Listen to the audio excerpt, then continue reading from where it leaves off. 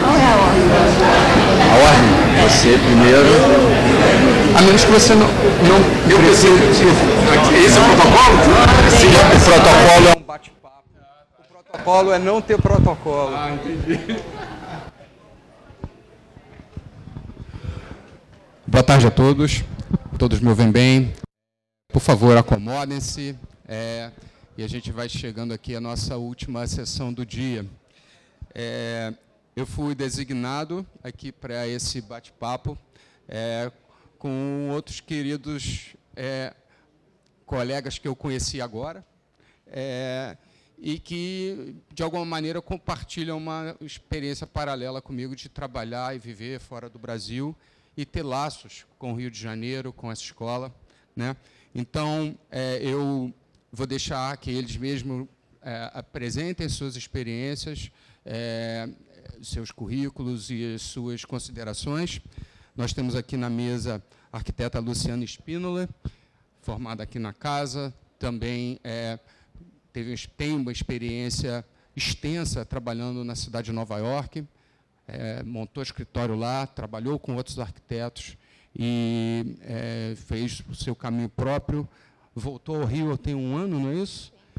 6 meses de volta ao Rio. Nós temos aqui 2 expatriados inversos, nas figuras do Ruben Rey e do Hans Kenning. Eles são arquitetos bolivianos que estudaram aqui na FAU na década de 80, por meio de um programa de intercâmbio, ainda muito incipiente na época, e tem, hoje em dia, uma prática consolidada com projetos por toda a América Latina e, sobretudo, na Bolívia, né? E também o Francisco Leocádio tem uma experiência interessantíssima. Ele fundou um grupo de Urban Sketchers. Ele vai conseguir definir isso muito melhor do que eu e responder a pergunta, uma das perguntas título desse painel, que é como é ver as cidades através do nanquim. Com isso, eu passo a palavra aqui aos meus colegas e eu vou tentar não atrapalhá-los demais. Então, gente, boa tarde. Eu preparei aqui um material escrito, porque eu acho que tem 30 anos que eu não falo para uma plateia em português, então eu precisei realmente escrever tudo, e peço desculpas se eu estiver lendo, mas que realmente foi para me guiar, para eu não me perder no meio do caminho.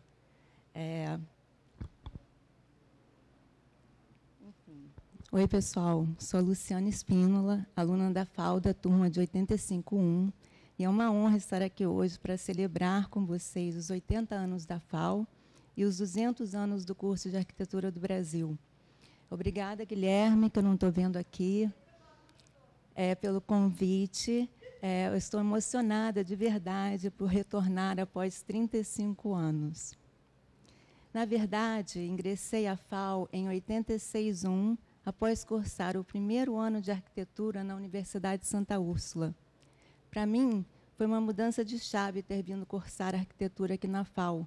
Foi nesse momento que tive a certeza de que realmente tinha escolhido a profissão certa para mim. E olha que, na minha época, nem existia linha vermelha. O acesso ao Fundão era feito pela Avenida Brasil mesmo. A arquitetura faz parte da minha vida desde que eu me entendo por gente. Meu pai, que também era arquiteto, mas trabalhou a vida toda como designer gráfico. Fazia catálogos, capas de livro, logotipos, marketing, etc. Lembro de fazer os meus trabalhos de colégio com nanquim, Ecoline e letra 7. Eram bons tempos. Antes mesmo de me formar aqui na FAU, no final de 89, eu já trabalhava com uma arquiteta, amiga do meu pai, e juntas começamos a fazer projetos com o AutoCAD, o que, na época, quase ninguém tinha ouvido falar. Devido a esse meu pioneirismo na computação gráfica, tive a sorte e o privilégio de ser convidada pelo grande mestre da arquitetura brasileira, Sérgio Bernardes, para trabalhar com ele. Durante quase 5 anos que estivemos juntos, executamos muitos projetos E foi com esse grande mestre da arquitetura que eu aprendi tudo sobre a arte de projetar.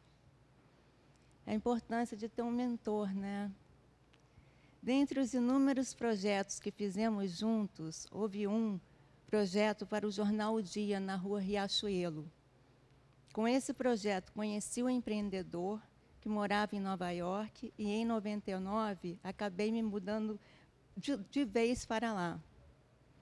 Depois do Sérgio, e com um portfólio de projetos de dar inveja a qualquer arquiteto americano, eu logo consegui um trabalho num escritório em Manhattan.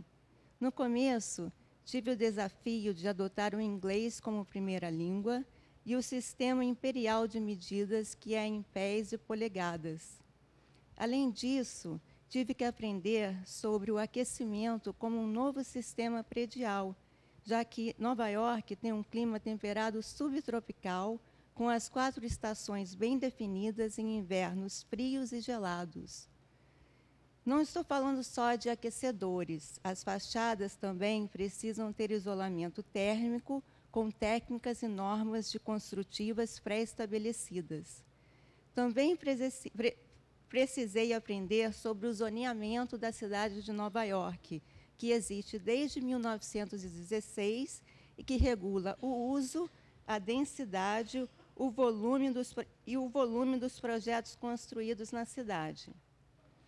Além de me instruir a respeito dos códigos de obra e acessibilidade locais e também ao ANSI, que é o equivalente ao nosso ABNT aqui no Brasil.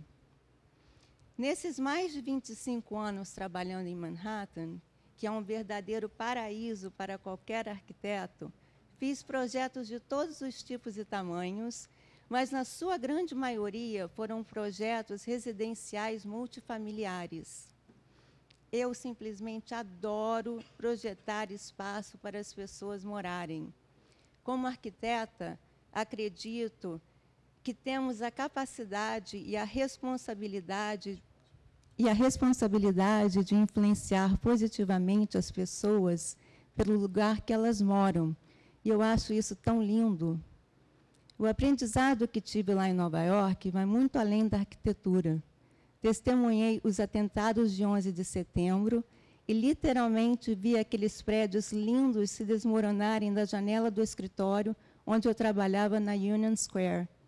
E, da mesma forma, presenciei aquela cidade se reerguer das cinzas e com o bônus de um memorial lindíssimo que ficará para sempre na história. Também testemunhei e votei para a eleição do primeiro presidente negro dos Estados Unidos. E, mais recentemente, em contraste, testemunhei a reeleição de um presidente de extrema-direita que comprovadamente agiu contra os valores democráticos constitucionais da maior potência do mundo. E o pior, ficou tudo por isso mesmo. Trabalhei em firmas como Meltzer Mandel, Costas Condylis e, nos últimos 15 anos, na Cook Fox Architects.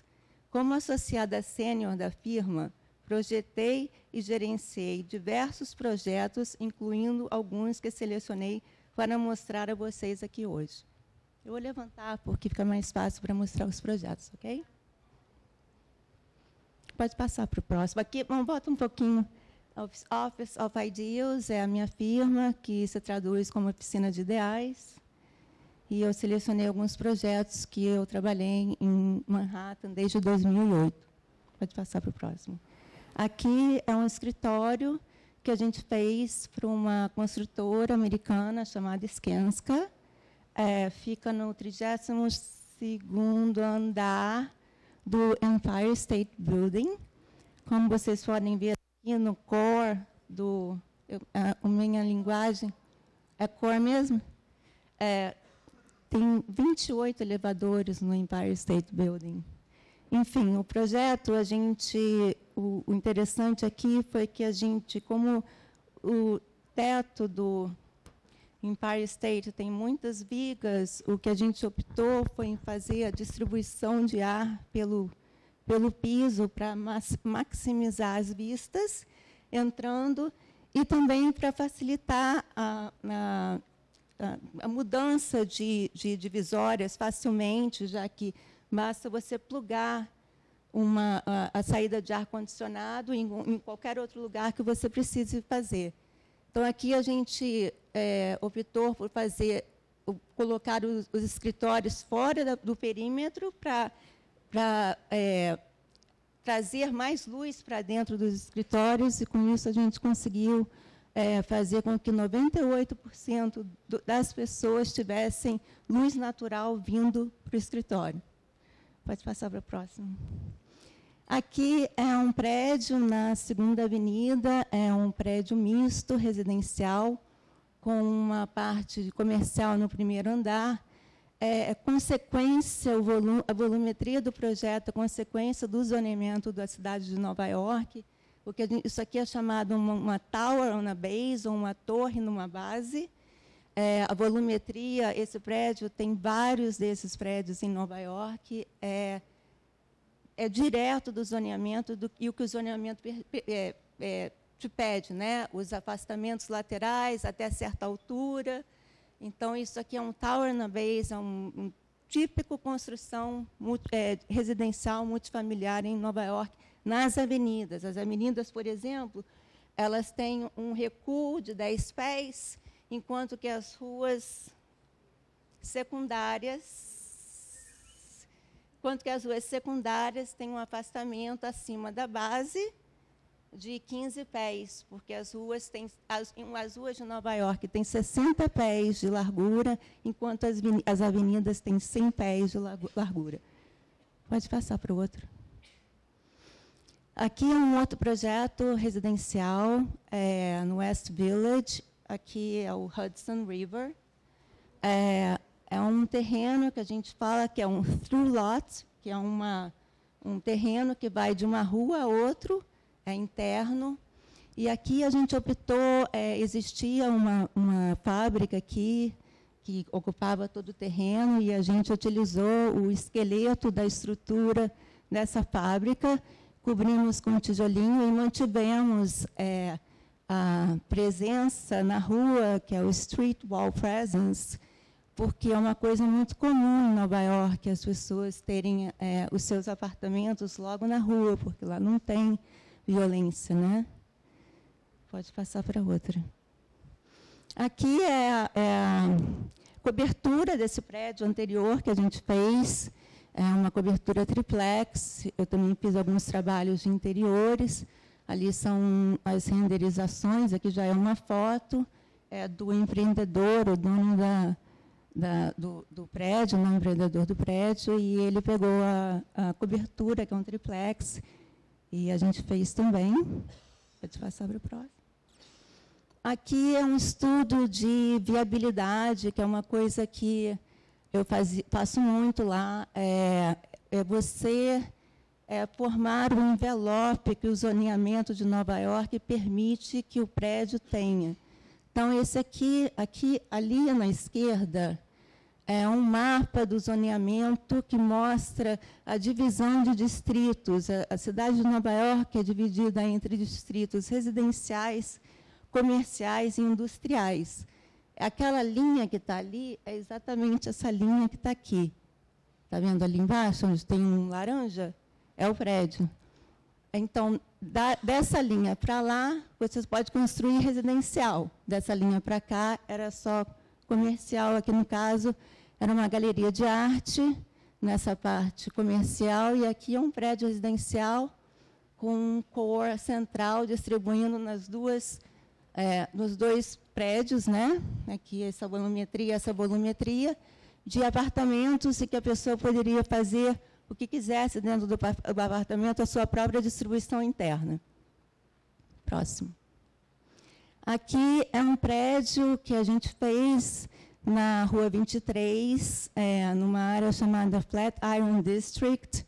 Aqui é um detalhamento de fachada, aqui a gente fez essas varandas que lá se chamam loggias, que é uma forma de você, dentro da volumetria do prédio, você poder recuá-lo e não usar essa parte do recuo como metro quadrado, como floor area, como metro quadrado, área construída. Pode passar para o outro. Aqui mais um projeto residencial na 378 Western Avenue. Esse projeto é interessante porque o prédio da esquina era um prédio existente e a gente fez um novo prédio acoplado a ele. Aqui você está vendo que era parte do prédio existente. Eu faço muito layout de apartamento, como eu disse, eu adoro fazer lugares para as pessoas morarem, então eu estou sempre fazendo layout de apartamentos. E aqui é o prédio antigo, e aqui é o prédio novo que a gente fez acoplado a ele. E isso tudo faz parte de um único empreendimento. Em Nova York, você pode comprar o direito do ar de uma propriedade vizinha. Então, a igreja tinha direito de ar de construir. E como faz parte do mesmo empreendimento, a área que não foi construída na igreja foi transferida para esse prédio.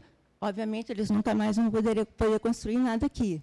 Mas essa transferência de ar existe muito em Nova York. Pode passar para o próximo. Aqui é um prédio que a gente fez, ficou pronto agora, o prédio do Giorgio Armani, que acabou de morrer, fica na Madison Avenue, uma área super chique de Nova York, muito chique. De novo, aqui é um zoneamento, é um empreendimento que usa 3 prédios como um único zoneamento, porque o direito de ar desse prédio, desse prédio, foi transferido para esse prédio, para a gente poder construir ele até 12 andares. Aqui são apartamentos caríssimos, pé quadrado, de $6 mil, o pé quadrado. Aqui é um único apartamento, que são 12 apartamentos no prédio inteiro. Então, para um mercado bem luxuoso mesmo. Aqui era onde funcionava a loja dele, na Giorgio Armani, e os 2 primeiros andares continuam sendo a loja dele, que a gente que fez, e acima são as residências que ele teve muita coisa para dizer em relação ao projeto, escolheu materiais, a gente mandava paletas de materiais para ele na Itália, ele retornava, teve um papel bem participativo no projeto. E pode passar para o próximo. E esse é o último projeto que a gente trabalhou, é um prédio residencial, é um prédio misto, que, na verdade, tem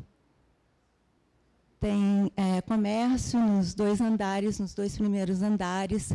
Esse empreendimento é o que a gente chama um empreendimento que não é as of right, que não poderia ser feito se não tivesse tido uma aprovação especial. O que o empreendedor fez aqui em frente ao Hudson River também, no West Village, logo no limite do West Village, aqui é um prédio do Google, que a firma que eu trabalho também fez, mas eu não participei desse projeto. E o que o empreendedor fez foi fazer uma doação para a cidade de Nova York para revitalizar o pier que fica em frente a esse empreendimento. E, em troca, eles deixaram a gente construir esse prédio. Enfim, é isso que eu preparei para falar para vocês. Espero que a minha trajetória e a minha história sirva para vocês, arquitetos, futuros arquitetos aqui presentes, para saber que o exercício da nossa profissão pode ser feito além fronteiras. Muito obrigada.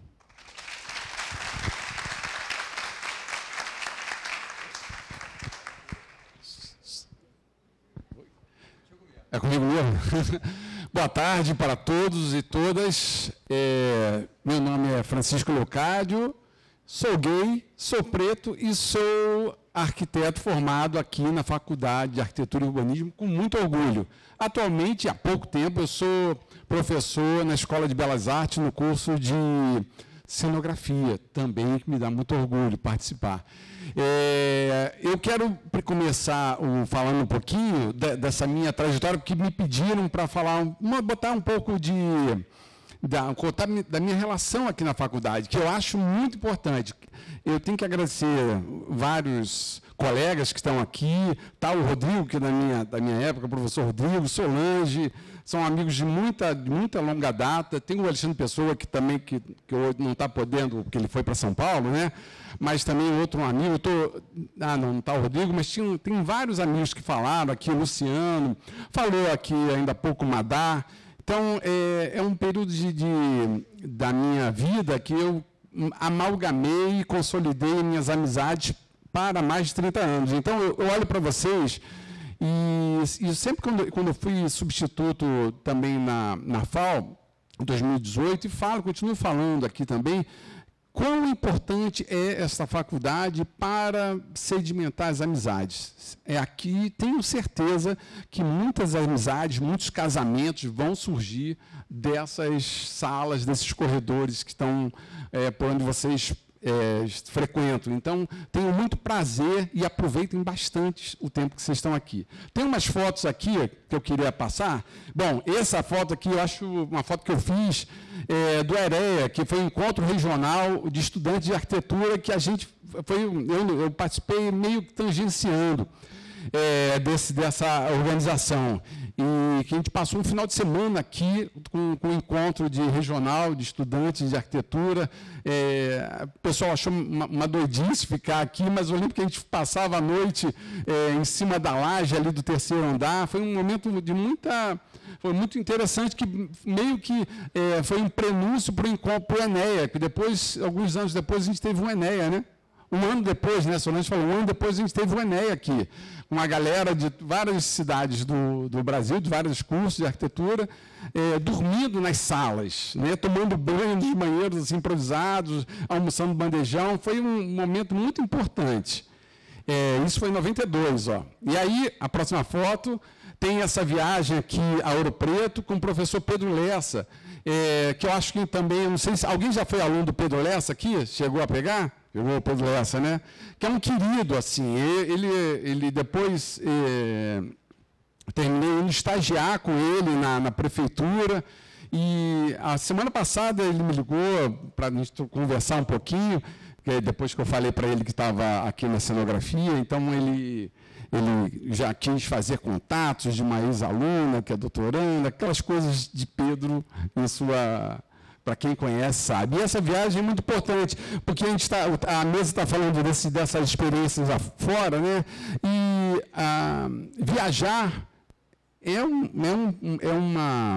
uma dos atributos, eu acho que uma das obrigações de todo mundo aqui dos cursos desse prédio, seja na arquitetura, seja em qualquer um dos 13 cursos da Escola de Belas Artes daqui, para vocês conhecerem, ter essa vivência espacial de outros lugares, que não apenas esse circuito que a gente começa muito pequeno, assim, né? No ensino médio a gente fica só inscrito, casa, colégio, o pessoal da rua, e vai para o cinema, no máximo, né? E aí, depois você vem para a faculdade de arquitetura, aqui para esse prédio, aí você vê assim, a imensidão que é essa multiplicidade de gente, de diversidades, e isso a faculdade sempre foi muito acolhedora. Acho até que ela está muito mais inclusiva, que bom que ela está mais inclusiva nesses últimos anos. Temos um corpo docente também muito qualificado, muito presente, muito generoso, né? Estamos vivendo um período aqui da FAO muito importante. E não que antes não fosse. Eu tenho boas lembranças, e uma delas é do Pedro Lessa, nessa viagem que a gente fez para o Ouro Preto. Pode passar. Aqui tem um outro momento, que era na sala Arquimedes de Memória, que eu acho que já não é mais a Arquimedes de Memória. É assim, né? E eu tive digamos assim, o privilégio de ser aluno da Celeida Tostes, que era uma professora da Escola de Belas Artes, na oficina integrada EBA-FAO. E tem uma coisa que eu acho muito significativa, além dela ter sido uma minha mentora do pensamento artístico, do desenvolvimento do gosto estético, né? Toda essa minha trajetória que vai me levando que me levou para a cenografia, ela tem a semente ali na oficina de cerâmica. Foi com ela que eu aprendi muito em relação ao pensamento artístico, né? E eu fiz as disciplinas como optativa, e depois ela me chamou para ser bolsista na iniciação artística. E aqui é o momento de apresentação do resultado, né? Estou eu aqui e a professora Celeida está aqui, ó. A Clarissa, que é professora da UF, também está ali aparecendo nessa foto. E, enfim, a saudosa Celeida Tostes. Pode passar. Bom, já que eu tenho para falar aqui um pouco dos Urban Sketchers, eu tenho esse desenho, que é o desenho que eu fiz na primeira disciplina de desenho artístico, antigamente se chamava desenho artístico, com a professora Denise. E aí essa foi a primeira viagem, porque as idas às aulas de desenho artístico, para quem não é da Zona Sul, terminam virando momentos de descoberta, né? Então, a primeira vez que eu pisava no Parque Lage foi para desenhar. Aí esse é o primeiro desenho, que lá foi em 1989. Nem tão longe assim. Aí a próxima é uma aquarela, porque aí era assim que era mais ou menos funcionava. Desenho artístico 1, a gente fazia só o grafite, desenho artístico 2, a gente usava cor. E aí eu tive aula com o incrível professor Roberto Ruais. E uma pessoa muito generosa, também foi muito importante na minha formação. Anteriormente, eu tive três professores de desenho artístico, não sei por que isso aconteceu, mas eu tinha aula com esqueci o nome do outro, não interessa, acho que não. Heitor, Denise e Anísio. O Anísio, que também foi professor do Heleno aqui, que falou, né? Que falou. Quem? Também, mas ele deu também, ele pegava um dia da semana, eram 3 dias, e aí o Anísio dava uma de estúdio, aula de estúdio para mim. Era uma coisa assim, que depois não se repetiu, mas era isso. E aí eu lembro que o Heleno botou aqui a imagem dele, e isso também era muito importante. Aí, próximo. Bom, agora falar um pouco dessa minha trajetória. Eu acho que está um pouco bagunçado esse slide aí. Não tinha um negócio de... Volta aí, vai para frente. Se eu queria falar antes, vai. vai um pouquinho. E não é esse não, era um outro que eu baixei com um PDF. Vamos lá, vamos sair. Vamos lá. Eu acho que eu tinha baixado aí, né? Só para eu contar um pouco a história. Bom, enquanto eles estão achando... acho que eu não botei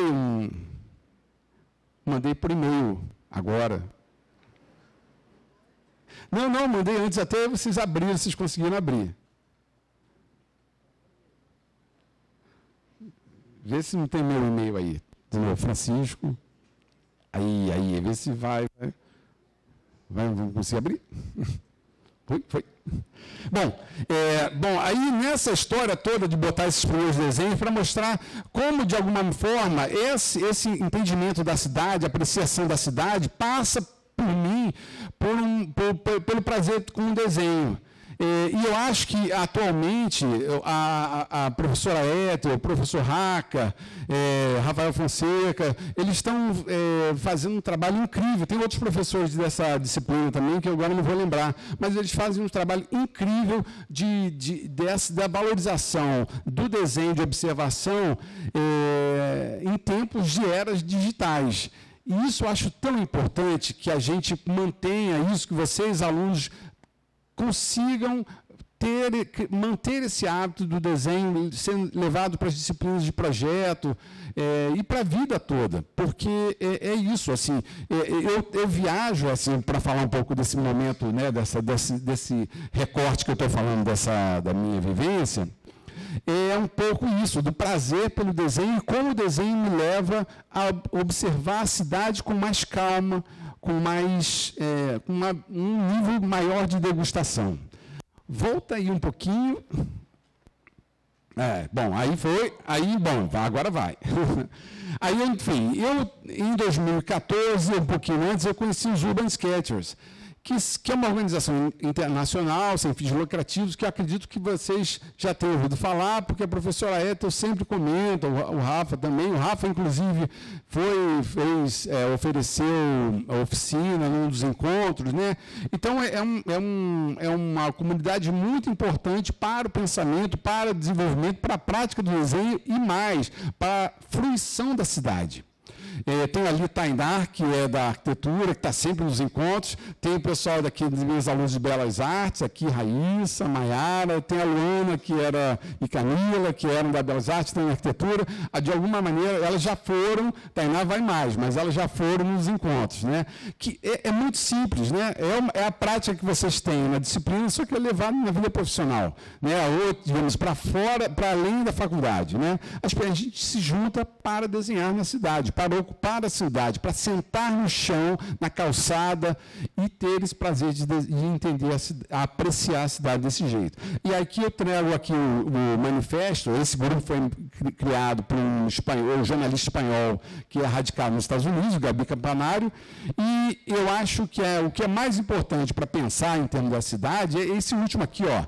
Nós mostramos o mundo um desenho de cada vez. Calma, eu estou falando acelerado, mas eu também gosto de calma. Então é isso, assim, o prazer de você desenhar, de estar na cidade, sentir a cidade.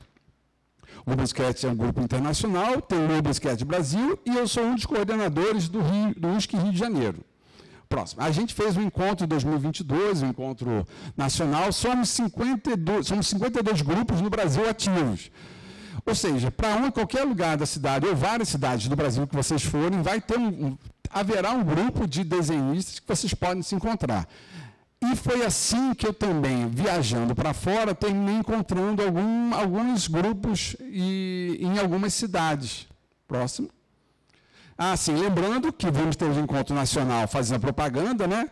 Vai ter um encontro em São Luís, uma oportunidade, guarda o dinheirinho, porque São Luís é uma cidade incrível, e vamos para lá todos desenhar a cidade de São Luís. Eu não conheço, só conheço por foto, e vai ser a oportunidade de conhecer São Luís.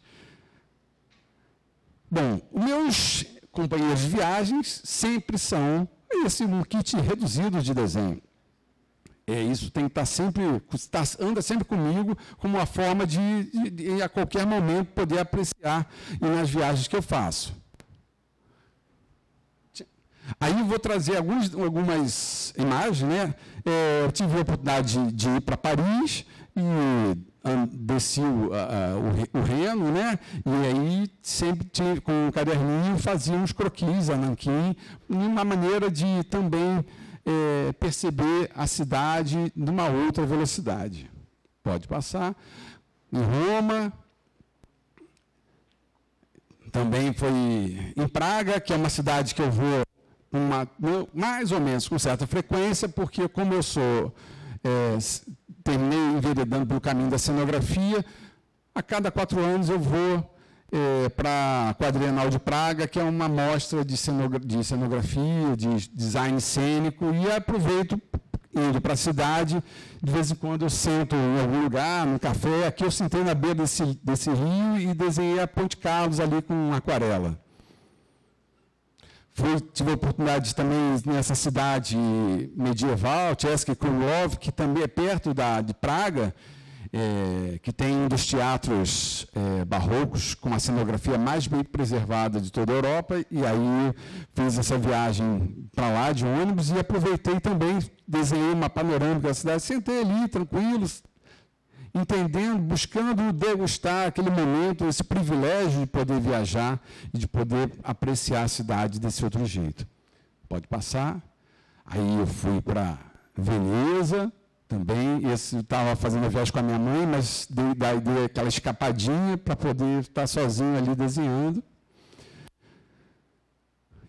em Praga de novo. Aqui estou eu desenhando em pé, porque em alguns momentos a gente consegue desenhar sentado, outros a gente desenha em pé, a gente aproveita a oportunidade que é possível. Eu acho que é importante pensar que, mesmo com todo o aporte tecnológico, de fotografia e tudo mais, e isso já me lembra um caso de uma amiga minha, a Kemi, que sempre falava, a Kemi é filha de japonês, e ela falava assim, na era pré-digital, que os japoneses, eles iam, o jeito de se fazer turismo era no japonês, era iam em bando, saíam do ônibus, fotografavam tudo, voltavam para o ônibus e só quando eles voltavam para o Japão eles revelavam para ver o que eles efetivamente tinham visto, porque a coisa é tão express que eles não tinham tempo de apreciar. E aí eu lembro dessa história porque o desenho é o caminho oposto, né? O caminho da calma, da degustação, do prazer da viagem, de estar e aproveitar aquele momento que é único. Bom, termina conectando pessoas. Nessa última quadrienal de Praga, eu terminei refazendo um recorte do que eu queria desenhar e fui desenhar os pavilhões dos estudantes de cenografia, né? E sempre que eu sentava perto do pavilhão para desenhar, sempre vinha algum estudante, eu trocava uma ideia. É um jeito também de você ficar íntimo daquele assunto, né? É uma outra forma de você se conectar com o assunto que te interessa, para além da fotografia. Pode falar? E, recentemente, eu fiz... Eu não sei se eu estou no tempo, Peter. Tá. E aí, eu, recentemente, publiquei um artigo na revista Intransitiva com os meus desenhos que eu fazia quando eu trabalhava no escritório de arquitetura, saía do Largo Machado, ia na Barra da Tijuca e demorava uma hora e meia dentro do ônibus. E nesse tempo eu comecei a desenhar os trocadores dos ônibus. E, de repente, pode passar.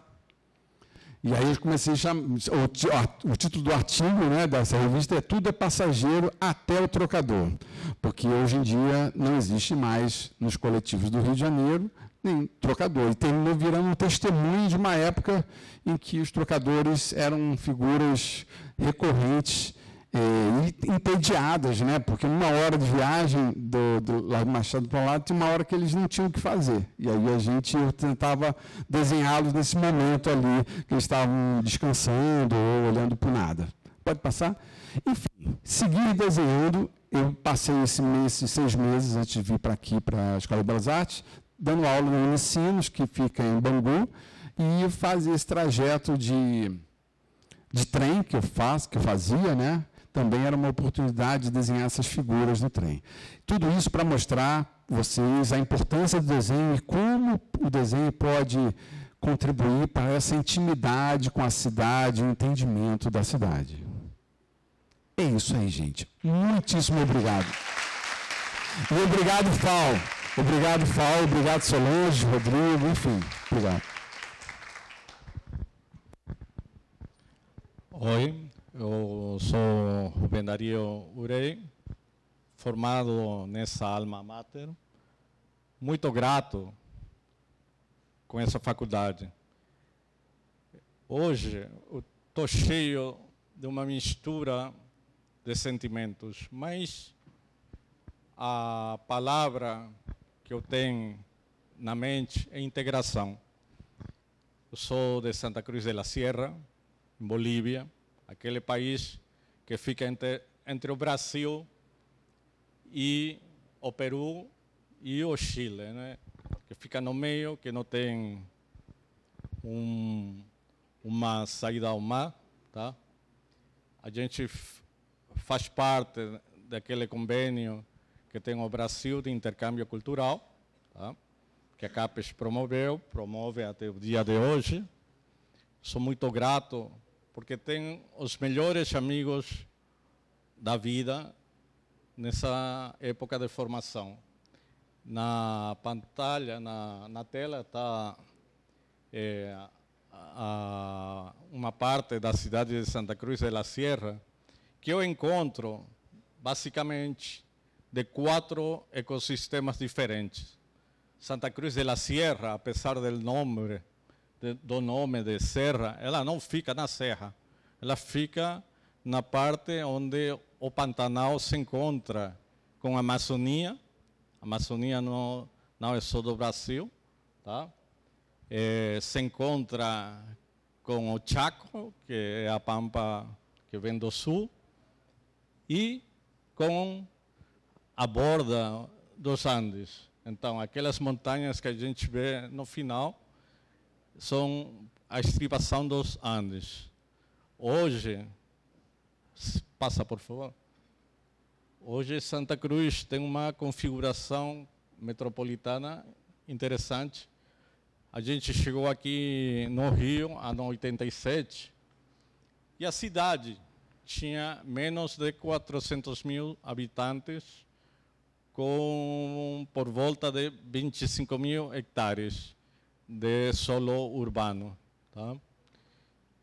Uma coisa interessante de comentar é que hoje está por volta de 2,5 milhões de pessoas na área metropolitana da cidade.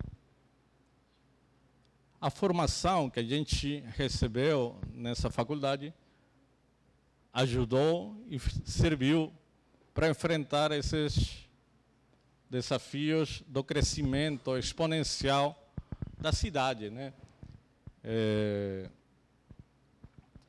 Graças à experiência dos mestres que a gente conheceu. É o seguinte, por favor. Tá? Aí tem o Mário Rivera Parada, uma pessoa que nasceu também de Santa Cruz, formado também nessa faculdade. Ele nasceu no ano 37, faleceu há um ano aproximadamente. Foi um cara brilhante, fez parte da planificação e da arquitetura de Santa Cruz.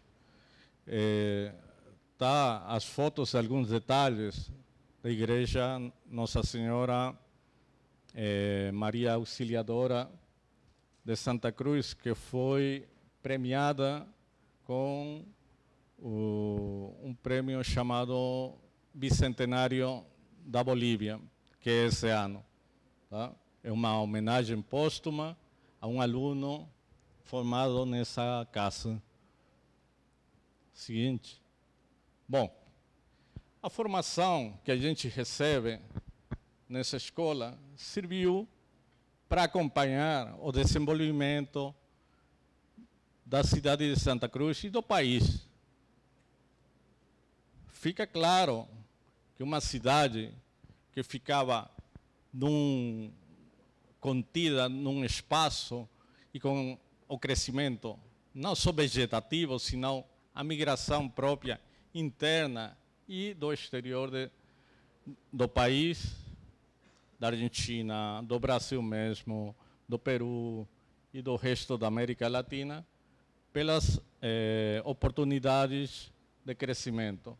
Então, a gente não cresceu sem erros, cresceu também com alguma série de erros que são típicos do crescimento descontrolado da população.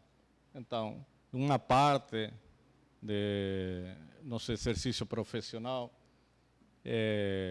fizemos arquitetura de condomínios fechados, com muros perimetrais, que tem aqui na Barra e outros bairros no Brasil. Tá? Mas, fundamentalmente, o conceito foi segurança, mas, por exemplo, o nome Sevilha corresponde a um produto que nosso escritório desenvolveu em resposta. O escritório é um escritório de ensamble de uma equipe multidisciplinar, fundamentalmente com um líder, Eduardo Fernandes de Córdoba, formado na Universidade de Córdoba, na Argentina. Tá? A gente procurou, no dia a dia desses bairros, Sevilha, que são por volta de 15, 16, dar uma maneira mais humana de morar ao pessoal. Tá? Passamos da exigência do requerimento da legislação de 22% de áreas comunitárias para 37% de áreas comunitárias, onde tem clube, quadras e o resto de áreas de uso comum. Tá? Seguinte. Logo, atendendo essas necessidades, se vê que o clube é um clube assim que de repente não corresponde a um segmento de classe média baixa para cima, senão de difícil acesso. Mas a gente procurou que o investimento, a maneira de dar comodidade, segurança e uma melhor maneira de morar foi sendo generoso. Tá? Em cada um desses conjuntos tem mais de 400 moradias. Seguinte, também a gente localizou no meio dessa planificação essas áreas e o estacionamento para as visitas. Tá? Seguinte. Bom, esse é outro segmento já de classe média para cima, tá? Que é chamado La Hacienda, tá? Onde o tamanho do loteamento é maior, tá? E o projeto arquitetônico é diverso. Seguinte, bom, eu vou correndo porque acho que está ficando um pouquinho tarde, né? Então, o Fundão não é o melhor lugar, nem o mais seguro, né? Então, as áreas de uso comum também são bem democráticas, fica procurando a preservação da natureza preexistente. Porque hoje a natureza é o tesouro, né? É aquilo que a gente não pode encontrar ou comprar e ter uma árvore com a talha, com o tamanho que a gente gostaria, né? Seguinte, bom, para você ter ideia, essa é a Hacienda, quando ela começou, tinha poucas casas, né? Então, muita generosidade do trópico boliviano. Você vê, na vizinhança tem outras urbanizações muito mais densas, só que a gente procurou preservar as árvores, os cursos naturais de água e também a fauna.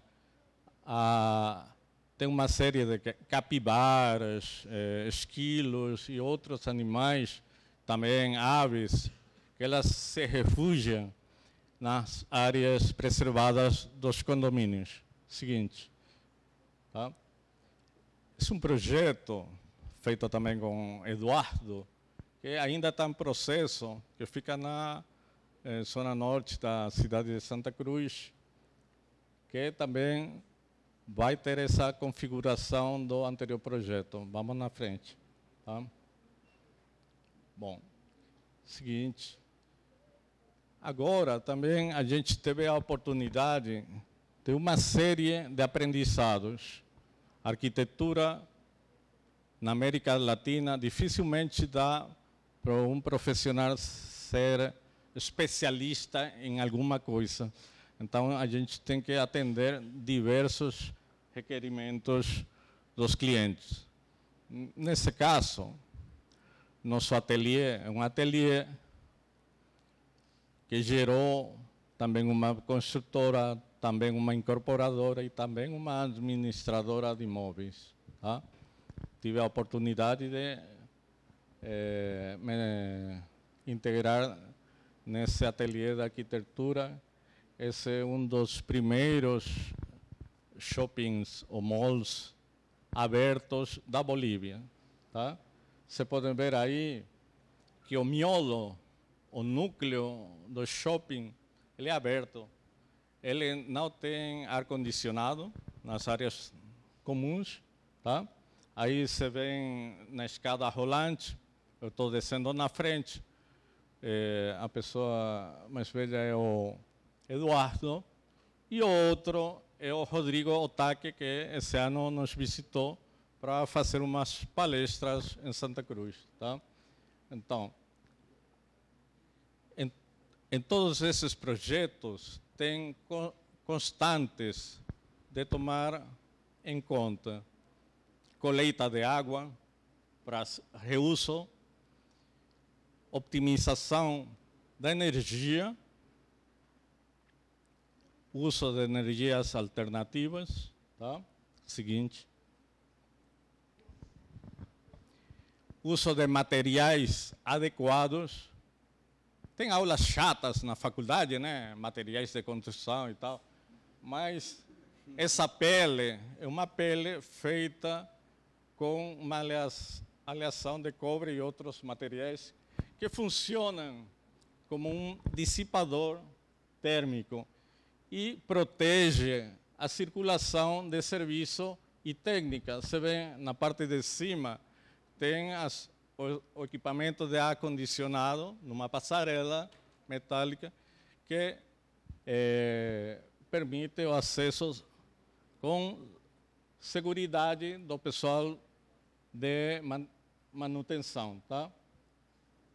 Você vê como a natureza, aos poucos, foi crescendo e tomando conta do espaço. A natureza, que nesse caso, teve que sair porque tem 100% do terreno com subsolo, só que a gente reconfigurou o terreno. Fez grandes canteiros com terra e semeou, transplantou árvores, palmeiras, até que eles fizeram parte dessa nova recomposição interna da paisagem. Seguinte, também nosso ateliê teve a oportunidade de trabalhar em restauração do patrimônio histórico. Essa casa fica no centro, no quarteirão 1 da cidade de Santa Cruz, na parte fundacional. Essa casa de 2 andares, ela é construída com barro, tá? Então, nossa intervenção teve que preservar tudo o que a legislação ordena e também ser cuidadoso de gerar umas peles, porque nos muros de barro você não pode perfurar para colocar novas instalações. Então, a gente gerou uma pele com drywall, né, com uma estrutura metálica e placas de gesso, para colocar a instalação nova e preservar. Esse imóvel, lá pelos anos 50, já foi intervenido porque, na verdade, ele tinha um ângulo reto na esquina e, na época, foram criados no urbanismo os chanfros nas esquinas para permitir a visualização, porque passou de ter charretes a ter carros, né? Então, as mudanças urbanas fazem que o arquiteto seja o integrador de ideias. E os sentimentos que eu tenho nesse momento, como falei, tem um pouco de poesia e tem um pouco de pragmatismo, porque o mundo coloca esses desafios que têm que ser bem-sucedidos. Bom, aqui eu conheci pessoas como Luiz Paulo Conde, Luiz Fernando Janot, aquele chato do Ivan Gil, né? Que a gente falava, pô, cara chato, pede, exige. Mas se não fosse isso, provavelmente a gente andaria pelo mundo com uma fragilidade incoerente, porque o mundo é agressivo. E para a gente encarar os desafios e querer chegar até onde vocês pretendem chegar, porque um dia ele, o Hans, a nossa colega, estiveram no mesmo ateliê que vocês estão se formando, né? Agradeço a presença, por exemplo, da nossa colega Sônia, a Mary. Entramos para a faculdade lá pelo 87-1. A maioria de vocês, alunos, não tinham nascido provavelmente, né?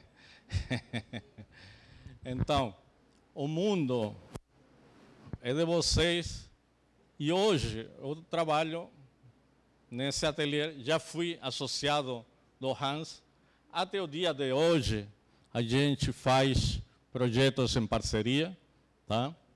A gente não tem medo de encarar qualquer tipo de projeto. Já o Hans vai falar da própria experiência, tá? E também o mundo, a vida profissional, me apresentou outros mentores. Hoje, há já quase 12 anos, eu também trabalho com outro mentor, que é o Emílio Ambas. O seguinte, tá? O Emílio Ambas é aquele arquiteto que a gente olha seus projetos. Uma vez, lá pelo ano 87, a gente entrou em uma livraria siciliana que tinha em Ipanema e achamos um livro com esses projetos assim, com essas faces nas sacadas dos prédios, e falamos, tudo isso é parte da imaginação. Mas a vida me levou e me apresentou o Emílio, e hoje eu sou parte do ateliê do Emílio para a América Latina. A gente já fez projetos na Argentina, no Peru, na Colômbia, no México. Muitos deles ficaram em desenho, mas outros se materializaram. E aquela amizade com a natureza é a amizade que o arquiteto tem que ter em cada projeto. Ele tem uma frase que está escrita nos livros dele, que fala green over the grey, o verde em cima do grey, do cinza. Tá? Então, é a natureza que tem que se integrar com a obra do ser humano para ter uma melhor cidade, melhor espaço nas cidades para morar, né? Então, agradeço a presença de vocês, tá? Grande abraço para todo mundo. Somos de Santa Cruz. E Santa Cruz não é aquilo que se encontra no Google. Santa Cruz é parte disso que vocês estão vendo agora, tá?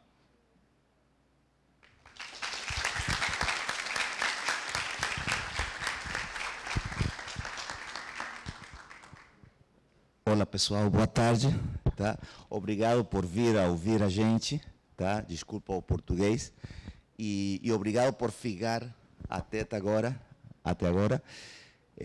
Nessa hora, quando a gente estava na faculdade, já estava procurando a carona para sair correndo, né?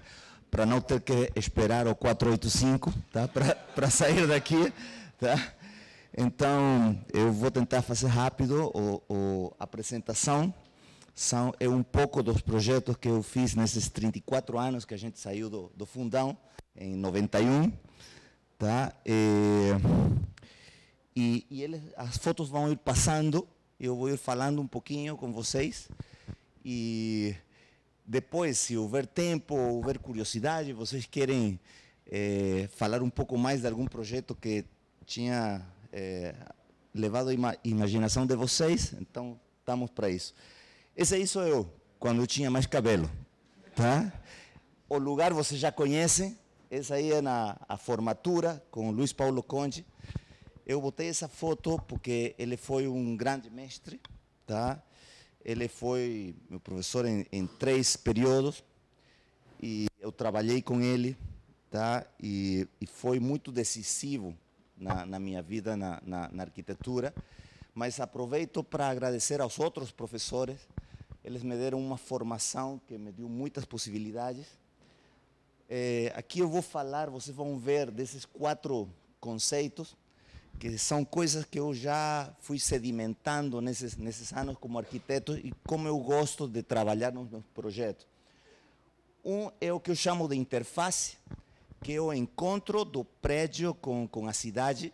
Geralmente vocês vão ouvir falar do contexto, mas o contexto é uma coisa assim, como o prédio se inserta no contexto. Outras vezes tem gente que acha que a arquitetura é uma coisa, é um prédio autista que nega a cidade e ele é a figura. E eu acho que essa interface é o ponto de encontro da como interagem o prédio e a cidade. Tá? Tem um limite aí entre eles, tá? Uma fronteira, onde acho que os prédios têm que oferecer alguma coisa para a cidade e a cidade tem que entrar no edifício. Tá? Depois, o tema da natureza. Eu gosto muito da natureza e encaro, dependendo do projeto, de 2 formas.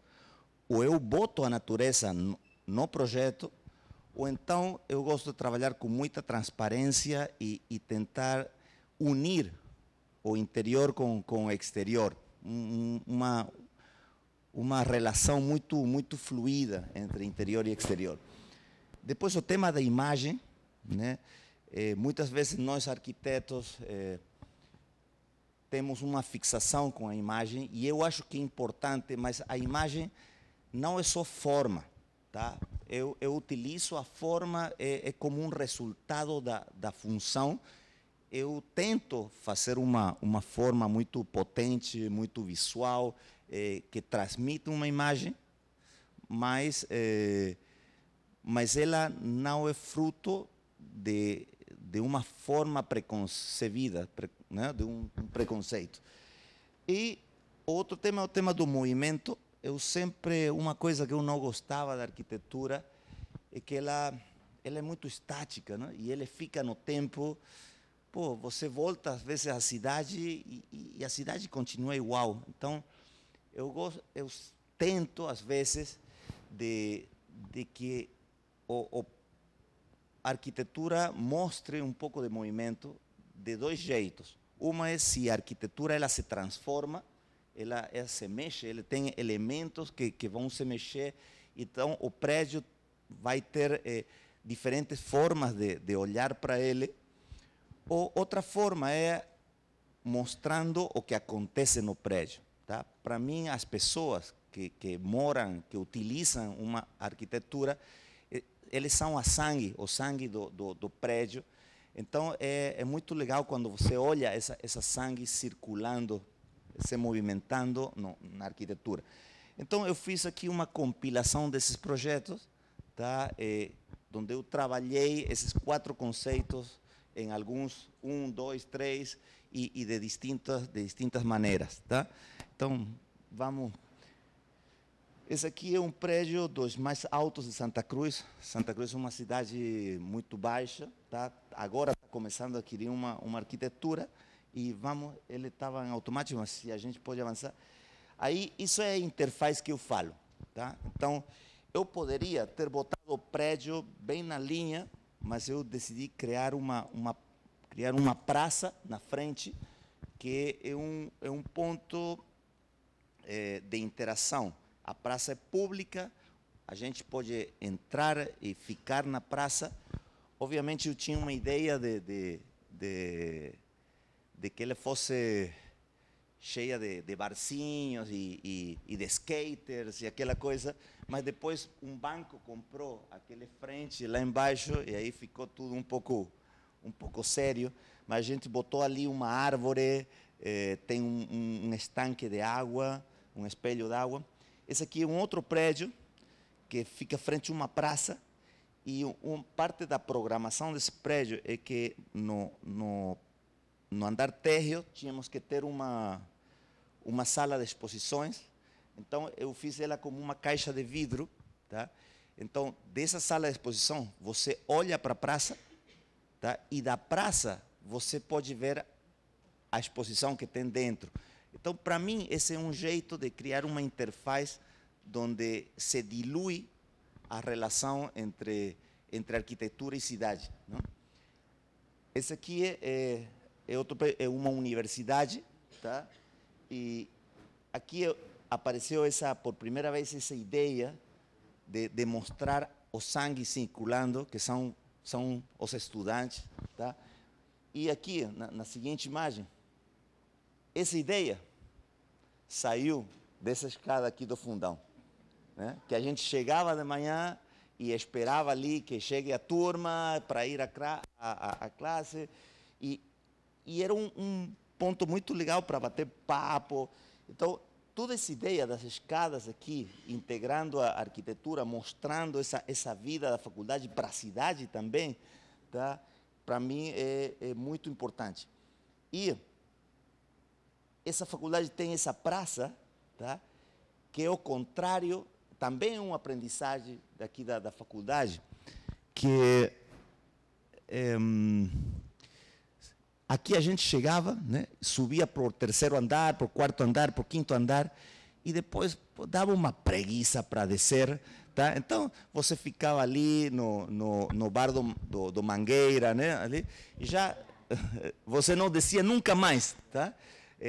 Ao meio-dia para o Bandejão, mas eu quis fazer aqui uma cidade em miniatura, com uma praça central, e que todos os alunos, quando chegam na faculdade, entrem nessa praça e sobem para o prédio, ou então, quando eles descem para o prédio, todo mundo se encontra nessa praça central.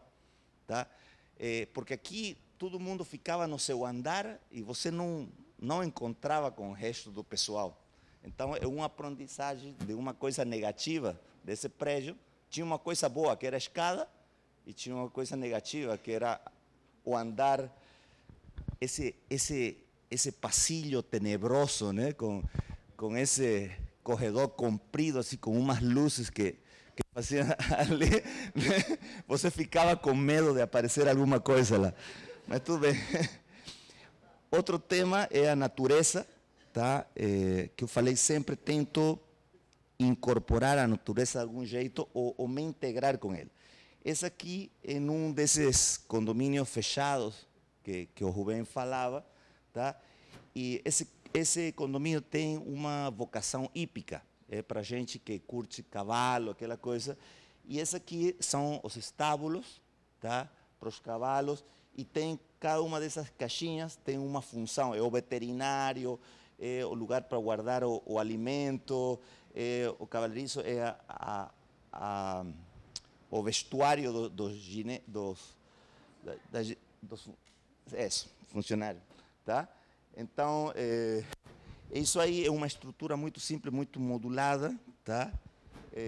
Mas sempre com uma transparência, com o vento cruzando, com um espaço muito fluido no contato com a natureza. Tá? Aqui tem outro prédio, que também tem a natureza, e aqui é o que eu falava da imagem. A imagem não é só porque eu queria fazer um prédio escalonado.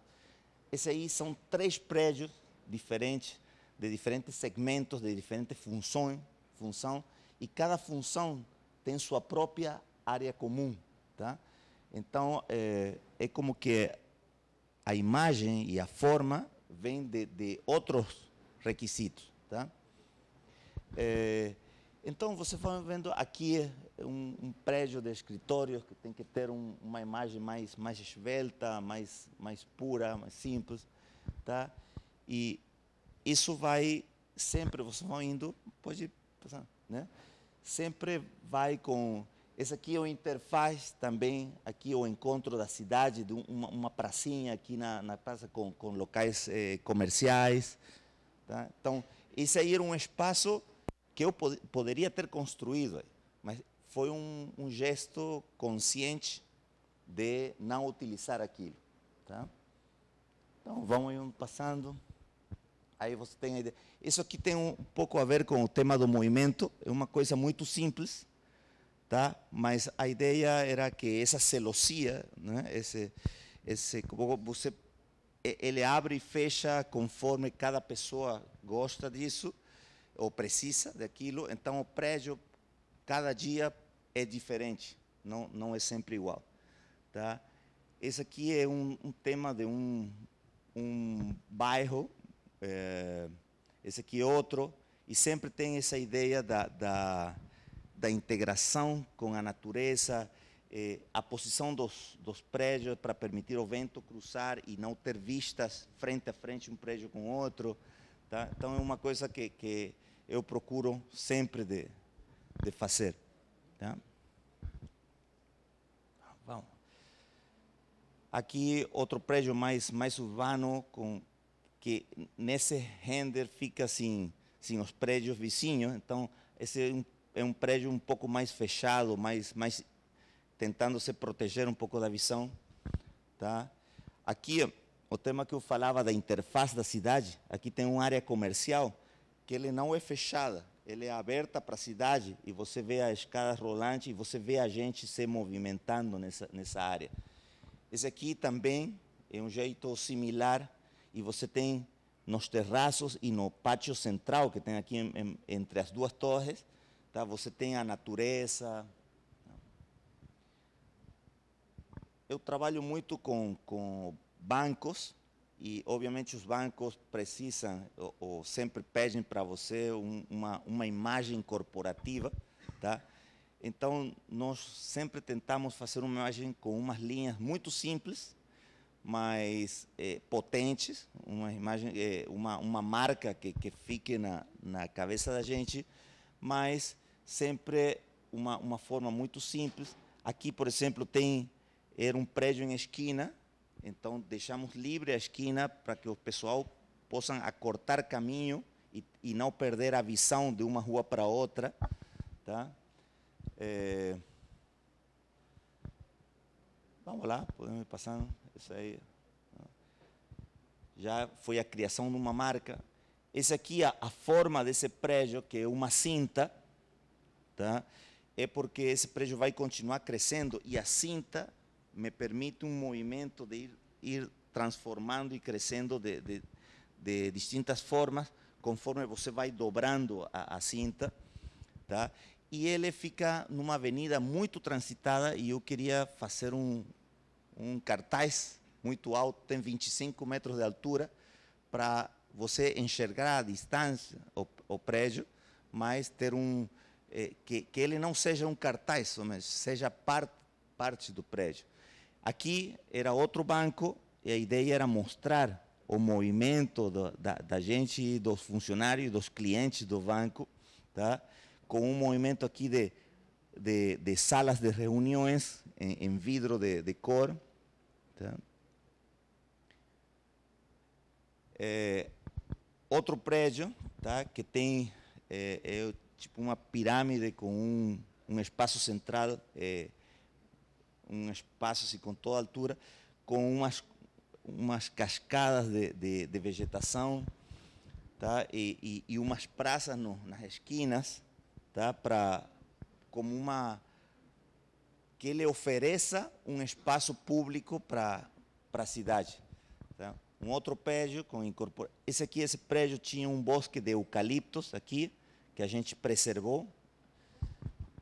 Esse outro condomínio fechado, são 12 prédios, tá?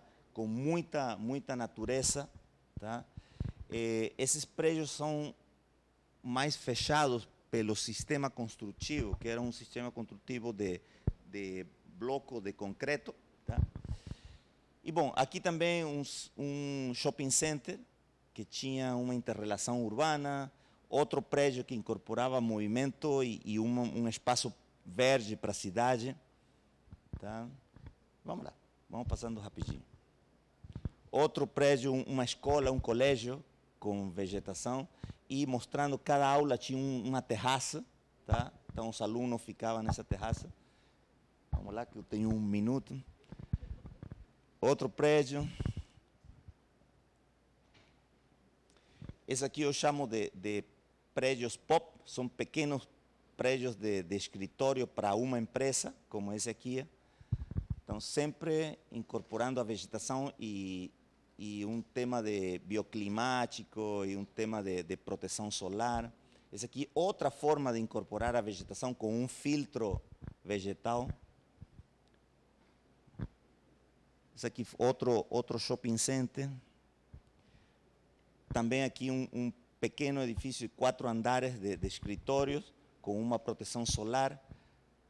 Mais outra cinta, e você aqui olha o pessoal, esse é uma clínica, um centro médico, tá?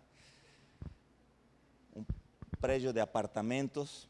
Cada apartamento era um cubo desses, de 2 andares, com uma terraça grande para apartamento. Outro. Aqui o tema do movimento na fachada. Esse aqui era um prédio para a assembleia da cidade, tá? E essa parte é um prédio de escritório. A assembleia fica aqui e como o público pode assistir à assembleia, então tinha essa escada para o público subir por uma área verde e chegar lá para assistir à assembleia. Um outro colégio, também terraças, você olhar os alunos correndo, se movimentando pelo colégio. Uma vista, a escada que descia, aproveitando um pouco a topografia, que descia para o campo de futebol. Mais um espaço aqui, esse é um projeto muito interessante de vivendas com comércio, muito econômicas, muito pequenas para gente jovem. Uma casa integrada na natureza. Esse era o fato da transparência, né? Essa casa, você olha através da casa para todo o espaço natural. Mais outra casa também. Tá bom. Então, aqui, é isso aí, gente. Valeu, muito obrigado.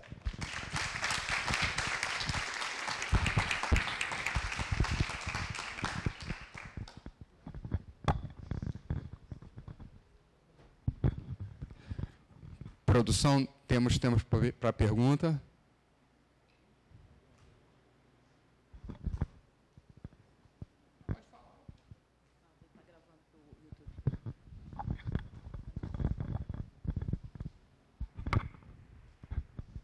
Oi, boa tarde, eu sou Emanuel, sou estudante da FAO-FRJ, nono período. A minha pergunta é mais voltada para a Luciana, que foi na primeira apresentação, que você mencionou, né, que você estava no escritório do Bernardes e foi convidada, né, para ir para um escritório nos Estados Unidos. Eu tenho um pouco de interesse em fazer esse trajeto também. Eu queria entender como que foi o procedimento, a partir do momento que você foi convidada até você, de fato, ser uma arquiteta lá. Assim, você teve que validar seu diploma, fazer aqueles 7 exames do Licensed Architect. Qual foi o espaço que você teve a partir do momento que você foi chamada até, de fato, poder trabalhar fora?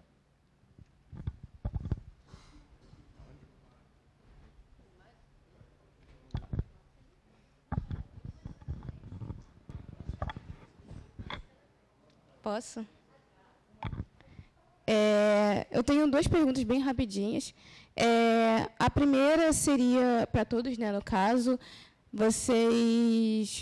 O tema estava falando alguma coisa sobre, tipo, pensar com o croquis e tudo mais, e aí eu teria uma pergunta, assim, um pouco mais acadêmica mesmo. Quando a gente sai para, tipo assim, analisar um terreno, um espaço, seja para fazer uma intervenção ou para criar do zero, como é que vocês começam a registrar esse espaço? Assim, vocês pensam quais seriam os primeiros desenhos, os primeiros pensamentos para isso? Como registrar isso que você está pensando assim num primeiro ímpeto? E a segunda pergunta é mais para o Hans. No seu primeiro projeto, o projeto da faculdade, eu vi que tinha uma ausência assim na arquitetura de cores, né? Estava mais voltado para o pátio e para aquilo que você explicou da intenção do movimento, dos alunos. Eu achei muito interessante. E aí eu acabei percebendo isso nos próximos projetos também, e aí eu queria entender um pouquinho de você, como é que funciona essa ausência, porque eu vi que você gosta muito do branco ali nos projetos, né? E aí eu queria entender se era para, tipo, criar algum senso de contraste com a natureza e dar essa visibilidade maior para a natureza, ou se era para, de fato, chamar mais atenção para o projeto, ou se é só um negócio modernista mesmo, e, entendeu? Eu queria entender um pouquinho disso.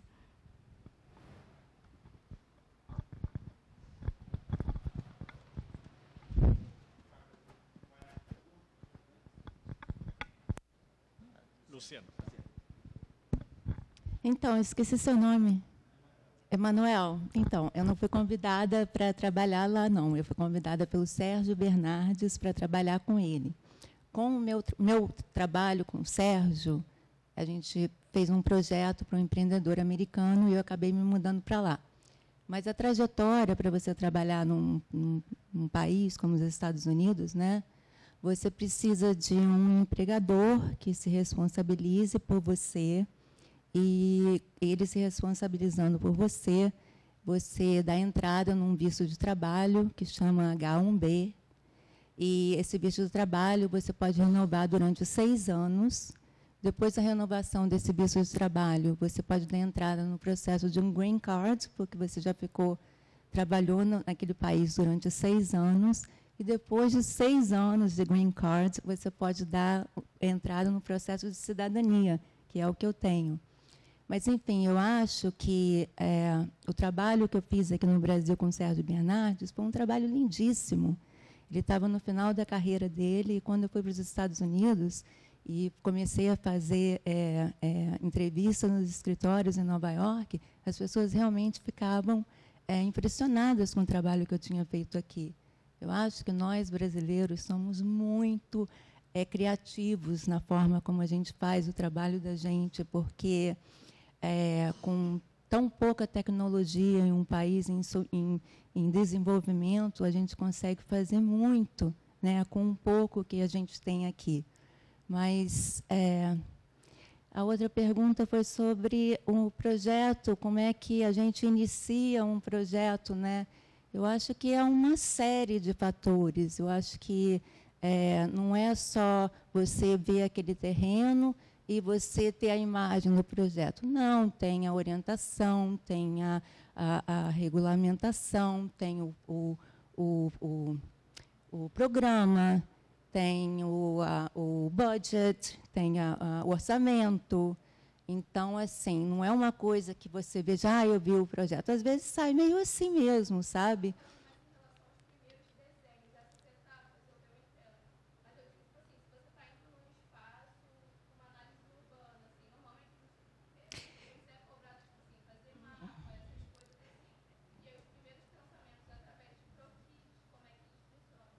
Eu gosto muito, assim, nos projetos, principalmente os projetos em Nova York, a gente olha muito a história daquele terreno, né? O que acontecia ali antes, o que acontece hoje, qual é o contexto, qual enfim. Mas, em termos de croquis, eu, por exemplo, eu gosto de fazer tudo à mão. Meus primeiros desenhos são sempre croquis à mão mesmo, né? Não sei se eu respondi a sua pergunta bem.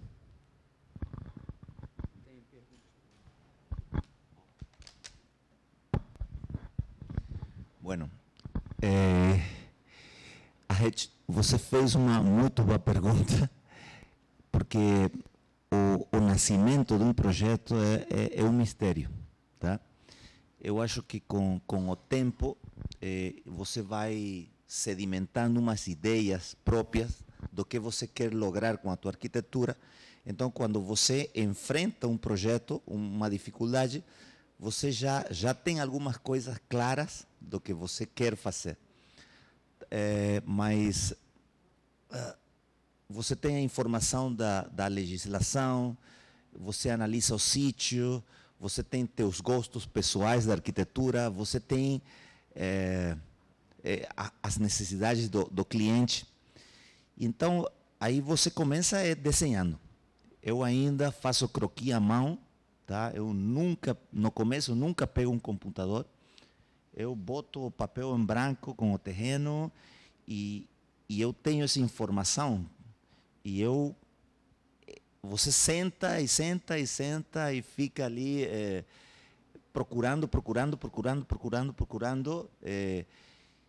vai achando ideias que vão se consolidando um pouco, e tem um momento mágico em que chega uma paz e que você sente, é isso aí. E até você chegar lá, você jogou um monte de ideias para fora, tá? Então, eu acho que é uma questão de perseverar, de sentar ali sonhar o projeto. Eu não tenho uma fórmula e não sei se tem uma fórmula, mas sei que você sente uma tranquilidade quando você achou a ideia que você quer. E respeito à cor, que eu, nesses 34 anos de arquiteto, a gente fez um monte de projetos e eu tenho muitos projetos com cor, tá? Mas o que eu procuro muitas vezes é contraste. Vocês não viram, mas eu não gostaria de fazer um prédio, uma coisa tudo branca, tá?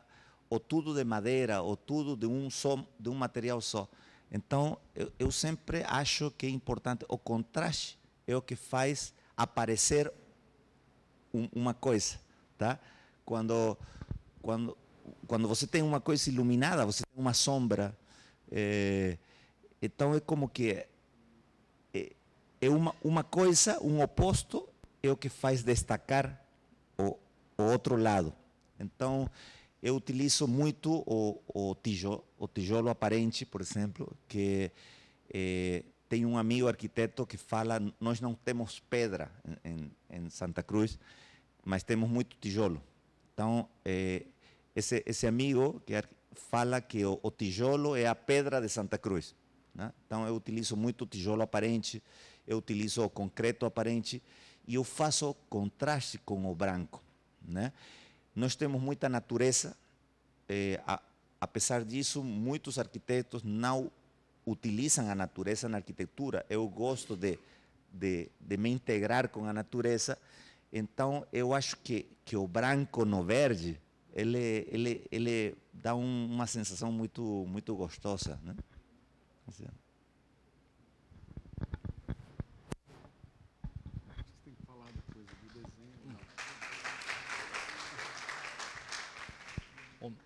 Também respondendo, né, essa parte de percepção do sítio, do projeto se adequar, você tem que colocar, ordenar, mais ou menos como falaram os colegas, as coisas pragmáticas, as ideias e os requerimentos, né? Conhecer as condições do local, conhecer a natureza, como se comporta, ver onde se tem o vento dominante, onde tem o vento de tormentas, se tem cursos naturais de água, sei lá, um monte de condições da natureza. Essa interpretação é fundamental, tá? Por exemplo, nos projetos que se viu do Hans, de repente também o que eu mostrei, o protagonista dos projetos urbanos e arquitetônicos, na verdade, é a natureza. Você não pode fazer um projeto que não se encontre com a natureza. Então, tudo isso é pragmático, provavelmente pode ser medido, tem uma métrica para cada um desses elementos, mas como habitar, como projetar, essa parte que é intangível e você tem que interpretar do ser humano, que é fundamental. Não tem elemento, assim seja imaterial, que não seja para o ser humano integrado com a natureza, tá? E a cor vai ser resultado dessa necessidade pela ausência ou presença da natureza. Tainá, tem dois caminhos. Eu não trabalho com arquitetura há muitos anos. Eu trabalho com interiores e cenografia. Na arquitetura de interiores, design de interiores, eu sou bem objetivo porque trabalho com umas coisas muito concretas. Às vezes você tem que fazer uma reforma de um banheiro, de uma sala, e aí a verificação imediata daquele mobiliário me gera umas plantas para depois eu passar para um desenho mais livre. Então, normalmente eu já faço levantamento com os desenhos, faço levantamento no local com desenho à mão, que eu acho que é importante desenhar à mão, porque ajuda você a perceber o espaço, mas depois eu vou para o AutoCAD.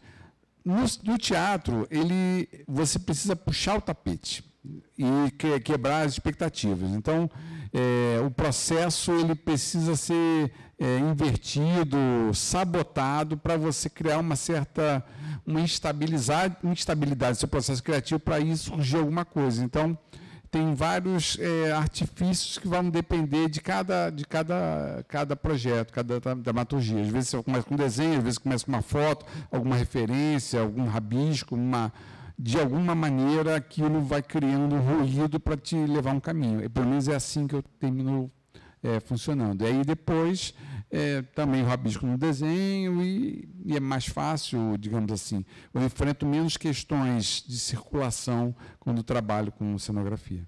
Aí realmente a mente vai mais livre.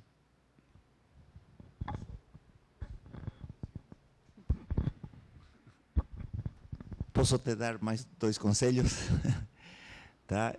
Que eu esqueci. Hoje de manhã eu estava falando com um arquiteto e aí eu contava uma anécdota que eu vi uma vez uma caricatura, tá? De um cara que jogava uma flecha e tinha outro cara correndo com o alvo, tá? Tentando alcançar a flecha. E na realidade o alvo é fixo e você joga a flecha para lá, né? Então esse alvo fixo são as tuas ideias, o que você quer lograr com a tua arquitetura. Então é bom que você vai lendo, estudando, olhando, viajando, vendo que é o que você quer lograr com a tua arquitetura. E isso vai te ajudar a fazer mais fácil o momento da concepção da arquitetura, tá? Porque já você tem um rumo para onde ir. Às vezes esse rumo ele está em contradição com o que o cliente quer.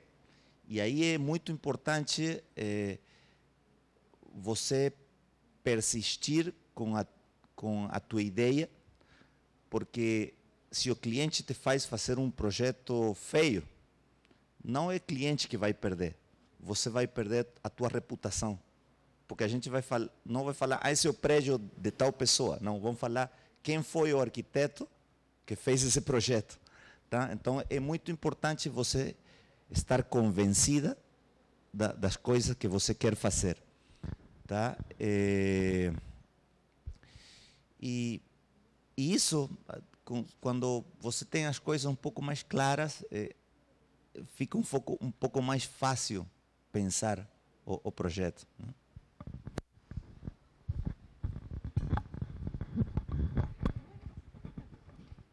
Quer fazer algum?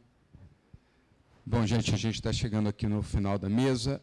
Antes de encerrar, queria fazer uma pequena fechamento. Nós observamos aqui, através de diferentes sotaques, sotaques que vêm do outro lado da Amazônia, sotaques cariocas que foram mudados pelo tempo e que agora chegaram com um charme nova-iorquino, e sotaques cariocas, puramente cariocas também, muito cariocas. E eu acho que isso serve como uma alegoria, por assim dizer, dessa tensão, né, permanente, né, que existe entre o específico e o universal na arquitetura, né? Porque nós temos aqui diferentes abordagens, diferentes experiências, diferentes estéticas, e, no entanto, temos recorrentemente os temas que a gente sempre discute em sala, né? A presença da coletividade na arquitetura, através das suas regras, normatizações, zoneamentos, dos desafios de você imaginar através da representação e do desenho, das relações entre o nosso modo de vida e a paisagem natural, o meio ambiente, questões de tectônica, de estética, e também do espaço arquitetônico como o mediador de interações humanas. Então, por essa rica amostra, a gente agradece aqui nossos convidados. Muito obrigado.